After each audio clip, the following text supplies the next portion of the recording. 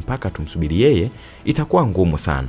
Bora huyu mdogo wake asimame badala yake na mfunge ndoa, kisha wewe utaenda tu kwake. Angela hana shida yeye, shida ni kwa chuma kile Wilson. Siku ndio hiyo ikafika. Maneno ya familia ya Angela yalitangulia na mila kadhaa pale. Maelezo yakatolewa na mshenga pia. Baadaye akasema, kwa upande wetu tumemaliza kila kitu, mtupatie tu sasa mke wetu aje hapa. Basi Angela akaitwa pale aje. Angela unaambiwa ameweka ukali, basi kapendeza balaa kama sio yule mfanyakazi wa ndani na manguo yake. Basi taratibu zikafanyika. Angela ampe maziwa pale Wilson ambaye anasimama kama mume sasa kwa siku ya leo. Jamaa naye akaweka uzito pale kutimiza mila na desturi. Jambo lilisha salama kule. Angela unaambiwa kama mtoto sasa wa huku. Unaona kazi hiyo Acha mchezo kabisa. Mama na Wilson sasa wamewekeana sura za mbuzi tu. Mara simu inaingia na Wilson anapokea, lakini